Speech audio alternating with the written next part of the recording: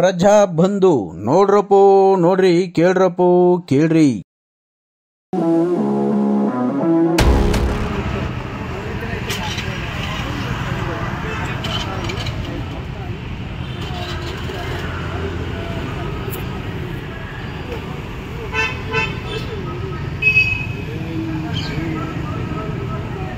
ಕುಣಿಗಲ್ ಪುರಸಭೆ ವಿರುದ್ಧ ರಾಜ್ಯ ಮಾಹಿತಿ ಹಕ್ಕು ಮತ್ತು ಸಾಮಾಜಿಕ ಕಾರ್ಯಕರ್ತರ ವೇದಿಕೆಯ ರಾಜ್ಯಾಧ್ಯಕ್ಷರು ಹೋರಾಟ ಮಾಡ್ತಾ ಇದ್ದಾರೆ. ಬೆಳಿಗ್ಗೆಯಿಂದ ಅವರ ಆಗ್ರಹ ಏನು ಎಂಬುದನ್ನ ಅವ್ರ ಬಾಯಿನಿಂದಲೇ ತಿಳ್ಕೊಳ್ಳೋಣ. ಸ್ನೇಹಿತರೆ, ಕುಣಿಗಲ್ ಪುರಸಭೆ ಮುಂದೆ ಹೋರಾಟ ಮಾಡ್ತಾ ಇದ್ದಾರೆ. ಹಲವು ಹಗರಣಗಳನ್ನ ಬಯಲಿಗೆ ಎಳಿಬೇಕು ಅಧಿಕಾರಿಗಳು. ಇಲ್ಲಿ ಅಧಿಕಾರಿ ವರ್ಗ, ಆಡಳಿತ ವರ್ಗ ಅನ್ಯಾಯ ಮಾಡಿದೆ ಎಂಬ ಆರೋಪ ಮಾಡ್ತಾ ಇದ್ದಾರೆ. ನೋಡಿ ಕೇಳೋಣ.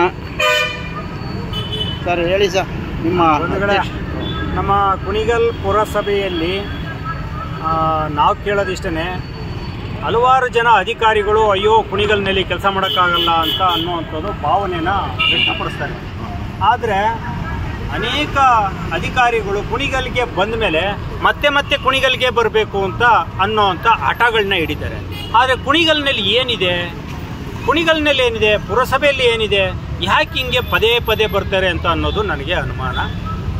ಕಾರಣ ಇಷ್ಟೇ, ಸುಮ್ಮನೆ ಬರೋದಿಲ್ಲ. ಯಾರೇ ಬರೋದಾದ್ರೂ ಇತ್ತೀಚೆಗೆ ಅಧಿಕಾರಿಗಳು ಇವತ್ತು ಭ್ರಷ್ಟಾಚಾರ ಮಿತಿಮೀರಿದ ವಾತಾವರಣ ಅಂತೂ ನಿರ್ಮಾಣ ಆಗಿದೆ. ಮಿತಿಮೀರಿದ ವಾತಾವರಣ ನಿರ್ಮಾಣ ಆಗಿರೋದ್ರಲ್ಲಿ ತಿಂದು ತೇಗಿ ಇರ್ತಕ್ಕಂಥ ಅಧಿಕಾರಿಗಳೇ ಮತ್ತೆ ನಾನು ಇಲ್ಲಿಗೆ ಹೋಗಬೇಕು, ಇಲ್ಲಿಗೆ ಬರಬೇಕು ಅಂತ ಅನ್ನುವಂಥದ್ದು ನಿಟ್ಟೂರು ಬಯಸ್ತಕ್ಕಂಥದ್ದು ಜಾಸ್ತಿ ಆಗಿದೆ.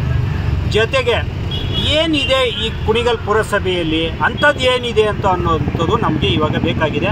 ಅದಕ್ಕೆ ಅದು ಏನಿದೆಯೋ ಅದನ್ನು ಈಚೆಗೆ ತೆಗೆದು ಬಿಡಬೇಕು.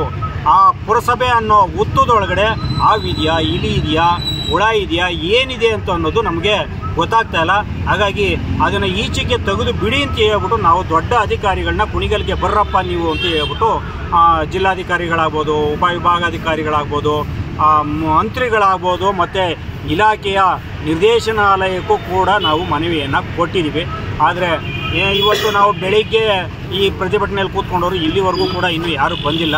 ಯಾರು ಬರ್ತಾರೋ ಬಿಡ್ತಾರೋ, ಬರೋವರೆಗೂ ನಾವು ಬಿಡೋರಲ್ಲ. ಇದನ್ನು ಅರ್ಥ ಮಾಡ್ಕೋಬೇಕು ಅಧಿಕಾರಿಗಳು. ನಾವು ಯಾವುದೇ ಕಾರಣಕ್ಕೂ 3 ದಿವಸ ಅಲ್ಲ, ವಾರ ಕೂರಿಸ್ತೀರಾ, ಕೂತ್ಕೊಳ್ಳೋಕೆ ರೆಡಿ ಇದ್ದೀವಿ.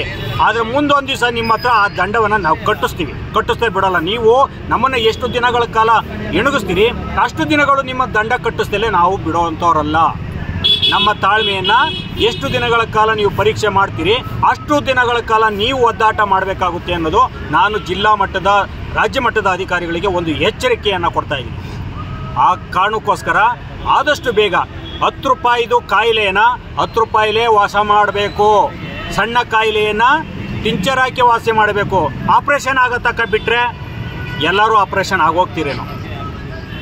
ಆ ಕಾರಣಕ್ಕೋಸ್ಕರ ಬೇಗ ಬಂದು ಏನು ಸಮಸ್ಯೆ ಇದೆ ಇಲ್ಲಿ ಕುಣಿಗಲ್ ಪುರಸಭೆಯಲ್ಲಿ, ಏನು ಭ್ರಷ್ಟಾಚಾರ ನಡೀತಿದೆ, ಯಾವ ರೀತಿಯಲ್ಲಿ ಖಾತೆ ಮತ್ತು ಇದರಲ್ಲಿ ಭ್ರಷ್ಟಾಚಾರ ನಡೀತಿದೆ, ಯಾವೆಲ್ಲ ಬ್ರೋಕರ್ಗಳು ಖಾತೆಗಳು ಮಾಡಿಸ್ಕೊಡೋದಕ್ಕೆ ಒದ್ದಾಟ ಮಾಡ್ತಿದ್ದಾರೆ, ಸಾರ್ವಜನಿಕರು ತೆರಿಗೆ ಹಣ, ಪುರಸಭಾ ನಿಧಿ ಹಣ ಎಲ್ಲೋಯಿತು, ಯಾರು ತಿಂದು ತೇಗಿದ್ರು, ನಾವು ಕಷ್ಟಪಟ್ಟು ಕಟ್ತಕ್ಕಂಥ ಕಂದಾಯ ಏನಾಯಿತು, ಇದ್ರ ಬಗ್ಗೆ ಒಂದಷ್ಟು ತನಿಖೆ ಆಗಬೇಕಾಗಿದೆ. ಆ ಕಾರಣಕ್ಕೋಸ್ಕರ ನಾವಿಲ್ಲಿ ಧರಣಿಯನ್ನು ಕೂತಿದ್ದೀವಿ. ಆದಷ್ಟು ಬೇಗ ಬಂದರೆ ಎಲ್ರಿಗೂ ಒಳ್ಳೆಯದು ಅಂತ ಅನ್ನೋದು ನನ್ನ ಭಾವನೆ. ಈಗ ಮೂಲ ಬೇಡಿಕೆ ನಿಮ್ಮದು? ಮೂಲ ಬೇಡಿಕೆ ಭ್ರಷ್ಟಾಚಾರ ತನಿಖೆ ಆಗಬೇಕು. ಎಷ್ಟೆಲ್ಲ ಭ್ರಷ್ಟಾಚಾರ ಆಗಿದೆ ಅದು ತನಿಖೆ ಆಗಬೇಕು. ಪುರಸಭಾ ನಿಧಿ ಅಂತ ಹೇಳ್ಬಿಟ್ಟು ಮತ್ತು ಸಾರ್ವಜನಿಕರು ಕಂದಾಯ ಏನು ಕಟ್ಟಿದ್ದಾರೆ, ಆ ಕಂದಾಯ ತೆರಿಗೆ ಎಷ್ಟು ಲೂಟಿ ಆಗಿದೆ ಅದು ಕಕ್ಕಿಸ್ಬೇಕು. ಆಮೇಲೆ ಫುಟ್ಪಾತ್ ತೆರವುಗೊಳಿಸ್ಬೇಕು.